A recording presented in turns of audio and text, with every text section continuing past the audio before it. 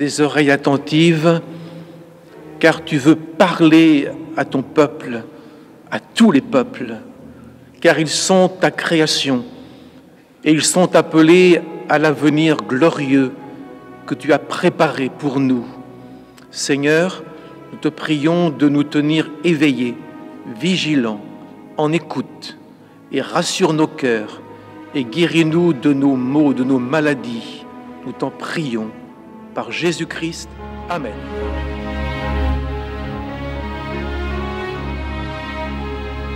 La chapelle des Carmes, future église du Tabor, est située dans le centre historique de Rennes, à quelques pas du Parlement de Bretagne.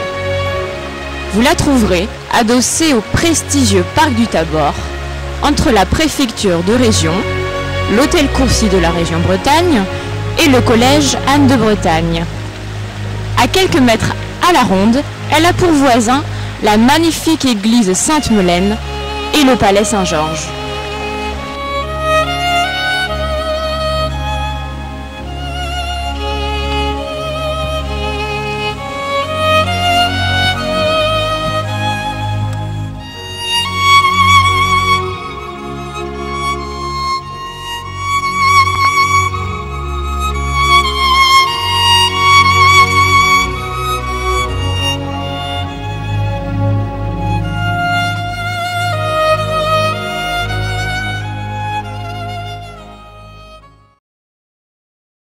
Cette chapelle a été construite à la demande des Carmes des Chaux, un ordre monastique, et le projet a été confié à l'abbé Brune, qui à cette époque était le directeur du grand séminaire de Rennes, passionné d'architecture et d'archéologie.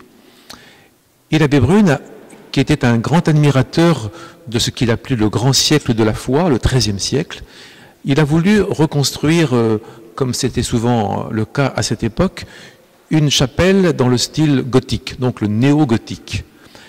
Et il a voulu mettre dans cette chapelle quelques éléments nationaux des plus grands édifices de France, notamment un rappel de la merveille du Mont-Saint-Michel, le portail de l'abbaye de Moissac et une rose qui rappelle la cathédrale de Chartres. Ce projet a donné la chapelle des Carmes de Rennes actuellement, qui est un projet particulièrement manifeste du néo-gothique à Rennes. Et en 1998, une église protestante a racheté cette église pour la restaurer, dans le but d'en faire d'abord un lieu de culte, de recueillement, mais aussi d'en faire un lieu culturel pour la ville de Rennes, pour y accueillir notamment la maîtrise de Bretagne, le Conservatoire national, divers orchestres, des conférences. Nous souhaitons que ce lieu très central, à côté de la préfecture de région, soit un lieu d'accueil pour ceux qui recherchent la prière, le recueillement, mais aussi pour la culture, la musique, la méditation sur la Bible. Les travaux sont actuellement en cours. Nous chaulons et nous réparons depuis les voûtes jusqu'au pied des piliers. Tout a été revu, refait. Nous sommes suivis par un architecte en chef des monuments historiques. Les vitraux ont été restaurés. Les vitraux sont des reproductions des scènes du XIIIe siècle avec des bleus profonds, des rouges. Et la chapelle a gardé, malgré les bons de mars 1943, ses vitraux de 1860, ce qui fait qu'elle a actuellement les plus vieux vitraux de Rennes.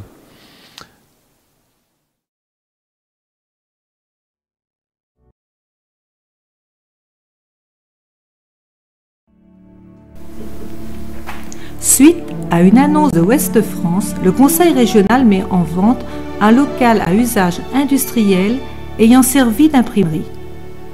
Ce bâtiment, par son architecture, ses dimensions, son emplacement nous interpelle. En entrant, le premier sentiment que nous ressentons est un sentiment d'écrasement, à cause d'un plafond suspendu et de murs en parpaing qui redimensionnent cet espace.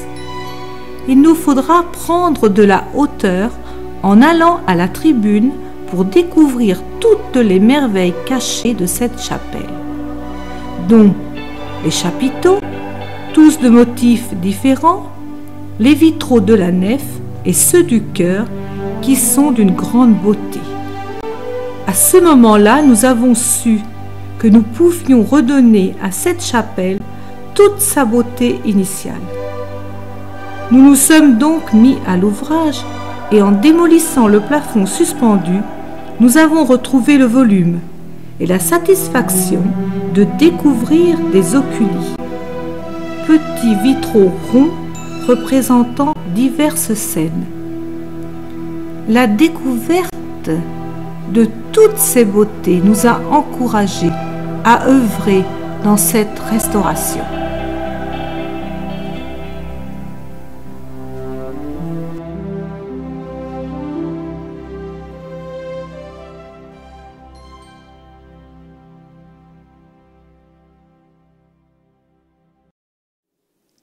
Oui, au départ du chantier, nous avons pris donc ce bâtiment, nous ne sommes pas rendus compte des travaux. Nous pensions que c'était un chantier tout à fait ordinaire et nous sommes vite rendus compte que nous devions travailler avec les méthodes anciennes. C'est-à-dire que nous avons découvert tous les piliers, nous avons dû les poncer à la main. Toutes les surfaces ont été poncées à la main, les joints ont été refaits avec des matériaux vraiment qui nous ont été indiqués et nous avons après chaulé, donc nous avons été obligés de prendre des argiles et nous avons travaillé d'une façon très ancienne et nous sommes heureux maintenant du résultat. Nous avons voulu à un certain moment faire travailler avec des choses un peu plus modernes et nous sommes vite rendus compte que nous avions commis une erreur et que nous devions recommencer avec les matériaux anciens. Voilà, donc nous avons la difficulté que nous avons rencontrée, c'est la hauteur, parce que nous sommes quand même sur 13-14 mètres de hauteur. Bon, au départ, on pense qu'on ne va pas pouvoir le faire. Et puis, bah oui, on le fait. Et puis, on est très heureux du résultat. Quand on arrive à la fin, on se dit, est-ce possible qu'on ait pu faire un travail de cette dimension? Et voilà, nous sommes très heureux. Donc, nous pensons présenter donc, notre travail parce que pour montrer qu'avec des choses, on peut partir sans trop savoir ce qu'on est capable de faire. Et au résultat, eh bien, je pense qu'on est très content et je pense que ça peut encourager plusieurs d'entre nous.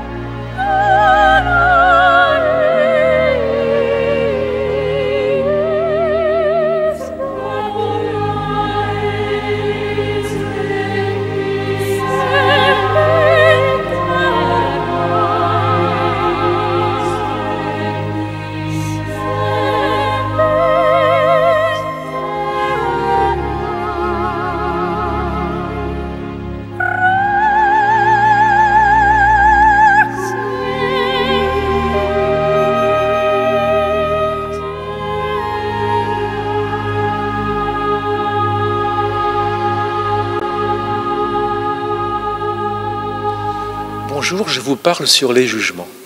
Je dis les jugements parce qu'il y a certainement plusieurs jugements. Dans la Bible, il est écrit « Fais ce que tu veux, réjouis-toi dans ta jeunesse, mais sache que, en toute chose, Dieu te demandera des comptes. » Nous le sentons bien, au fond de nos consciences, qu'il faudra rendre compte de tout ce que nous avons fait. Alors quand nous mourrons, il y aura un premier jugement, un pré-jugement, qui déterminera la suite de notre destinée humaine. Et il y aura ensuite le grand jugement dernier, le jugement où seront ouverts les livres des œuvres, ce qui n'est pas rassurant parce que nous avons fait des choses qui ne correspondent pas à la pensée de Dieu, qui sont contraires. Mais il y a un autre livre qui sera ouvert, c'est le livre de vie. Là sont inscrits tous ceux qui ont eu confiance dans la révélation du Christ. Et en fait, ce n'est pas le livre des œuvres qui déterminera la suite de notre destinée, mais le livre de vie. Ce qui signifie que nous ne serons pas jugés selon nos œuvres, mais selon la foi que nous aurons eue. Alors ce livre de vie qui sera ouvert sera la révélation suprême, la révélation de l'amour de Dieu. Nous n'aurons pas affaire à un juge comme nous le pensons, mais un juge miséricordieux. Et il dit dans la Bible, celui qui n'a pas fait miséricorde n'obtiendra pas miséricorde. Dans les béatitudes, le Christ dit, heureux ceux qui font la miséricorde, car ils obtiendront miséricorde. Donc il y a dans le livre de vie une notion de miséricorde importante parce que nous aurons à nous reprocher certaines choses. Ça, c'est pour les jugements à venir. Et puis, il y a ensuite les résurrections. Il y a la résurrection des incroyants, des méchants, comme dit la Bible. Et cette résurrection, elle ne sera pas en même temps que la résurrection des croyants. Quand Jésus viendra, les croyants ressusciteront. Et ensuite, il y aura la résurrection des non-croyants. Et cette résurrection, eh bien sûr, elle nous pose question, problème. Nous nous demandons ce que deviendront les non-croyants. Alors il y a dans la Bible une parabole du Christ qui nous éclaire beaucoup, c'est la parabole du mauvais riche et de Lazare. Et nous voyons le mauvais riche dans les flammes. Jésus disait, allez au feu éternel, vous tous. Alors, nous posons des questions, mais qu'en sera-t-il vraiment quand nous connaissons la bonté et l'amour de Dieu? Ces flammes sont-elles des flammes réelles? Non, puisque nous aurons un corps spirituel, un corps céleste. Donc ce ne sera pas des flammes réelles. À quoi peut-on penser concernant ces flammes? Nous avons pensé, avec beaucoup de théologiens, qu'il y aura du remords. D'abord, vous dire un mot sur l'épître aux Philippiens. Quand le Christ paraîtra, tout genou fléchira devant lui, sur la terre et sous la terre, c'est-à-dire tous nous fléchirons, même les incrédules, ceux qui n'ont jamais accepté le Christ, fléchiront, ça veut dire reconnaîtront. Il n'y aura pas de guerre contre lui, il n'y aura pas de colère contre Dieu, ils accepteront la vérité. Dieu est, il existe. Alors ensuite, ce ne sera pas donc un jugement certainement par le feu, ce qui ne sera pas trop possible, mais dans la parabole du mauvais riche, le mauvais riche a des regrets. Il souffre dans cette flamme, on pourrait traduire en notre langage à nous, il regrette de toute son âme et il ne peut plus changer, son état a été fixé. Nous pouvons penser que l'enfer, j'ouvre une parenthèse, dont le nom n'est pas inscrit dans la Bible, mais que ce châtiment dont parle la Bible et que Jésus reprend, ce châtiment sera du regret, du remords d'avoir laissé passer le temps de notre vie sans réconciliation avec Dieu. Il faut se souvenir, pour nous qui avons la foi, que ce juge sera un juge de miséricorde. C'est le juge Jésus-Christ, qui était plein de douceur et d'humilité sur la terre et qui ne condamne pas, mais qui vient sauver. Ce jour-là, ce sera notre salut. C'est un espoir pour moi, c'est une force dans ma vie. Je sais que ce jugement, qui signifie dévoilement, le jugement, tout sera dévoilé. Eh bien, en ce jour-là, le Seigneur dévoilera aussi nos bonnes œuvres, ce que les hommes n'ont jamais voulu reconnaître. Tout sera mis en lumière et il y aura des récompenses. Je pense que la récompense dans le ciel ne sera pas des pierres précieuses, mais plutôt une sensibilité particulière, variable peut-être, à la grandeur de Dieu. Parce qu'on ne comprendra pas tout. Dieu est au-dessus de tout. Mais il nous donnera une sensibilité afin que nous puissions percevoir et sonder les gloires du ciel. Beaucoup de réconfort, d'espérance, et puis surtout un avertissement solennel en toute douceur. Convertissons-nous, réglons notre relation avec Dieu en faisant confiance à Jésus-Christ. Je vous souhaite une bonne suite dans votre vie et nous nous reverrons bientôt.